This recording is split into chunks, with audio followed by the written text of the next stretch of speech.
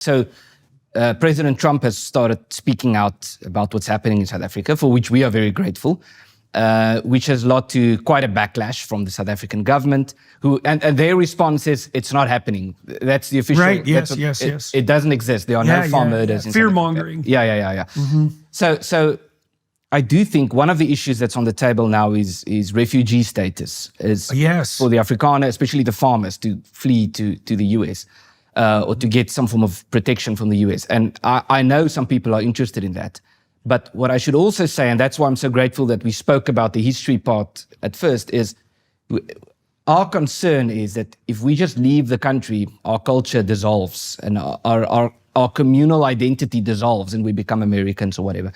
And so, well, plus the entire country descends into like lawlessness, chaos, and everyone dies. Yep. Right? Because if all the white South African farmers leave, that's 100% what will happen.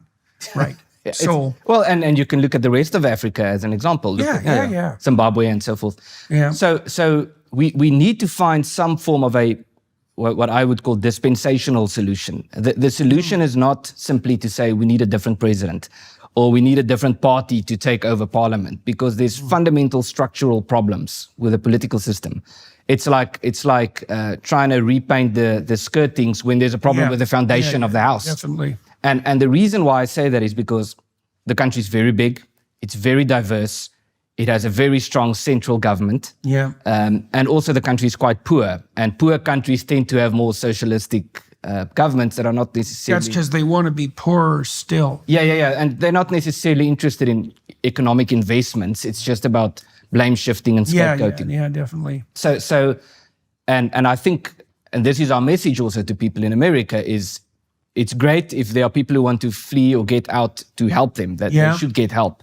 But we must also look towards some form of a solution. Let's at least lay out the outlines of that. Like, what do you see? What can the rest of the West offer under these circumstances to everyone in South Africa? Because it's a catastrophe. This is an impending catastrophe for everyone. Like, it might be the white farmers that are first on the chopping block, and that's highly likely. But as soon as they're gone, everyone else dies. First they came for the Jews. So this is not good. Yeah. So there could be many different solutions. But I think what we are quite certain about is the direction that we need to head in, and that could lead to different outcomes. But the direction, the way I see it, is it's some form of a combination between decentralization of political power, so that those in power have much less power.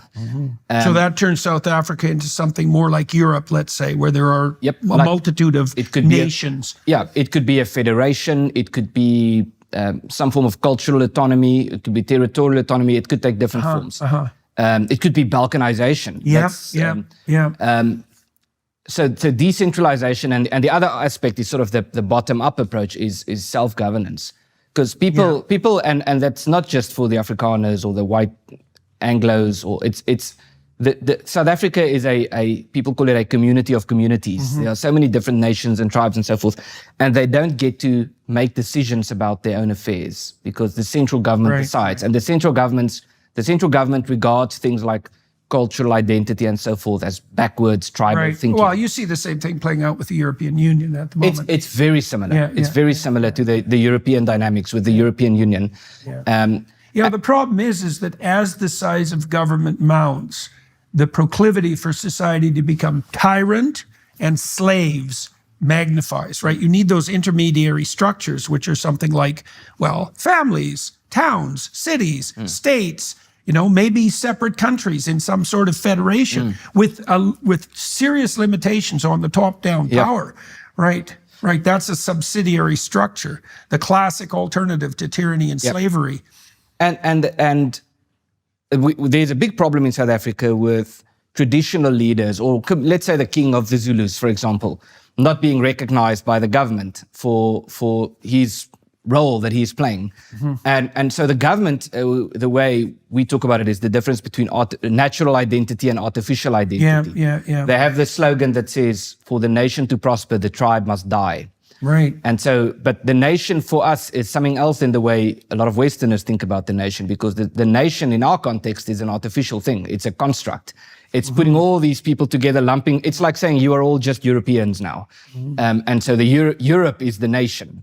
And the nations or the countries. Yeah, well, that Enlightenment emphasis on the atomized individual leaves no place for the town, the city, the family, the state. Yep. Right? We haven't sorted that out well in the West at all. Yeah, I think the West has gone too far. Oh, yeah. We missed the idea of subsidiarity. We don't know what to do with the complexities of structured social identity, right? We figure the autonomous individual is the only unit of analysis. And that's true under very limited conditions, right? One of the conditions might be something like first approximation to cultural homogeneity and a Judeo-Christian metaphysic, right? And so where that doesn't apply, you don't have atomized sovereign individuals. Yep. Yeah. And when it gets to the point where the community dissolves, and the atomized individual finds himself against the Leviathan, there's nothing you can do. You can't do anything against. You can pray. You can pray. That's the only thing you can do. So the only solution is again what we call natural community or natural identity, as opposed to these artificial communities we see today, is for communities to be well organized in the context of their communities, to have community institutions. That's very Tocquevillian. Alexis de Tocqueville, when he wrote Democracy in America, he said, well, this is what is going to make America great in the 1830s. Well, America's got that right with its 50 state experiments.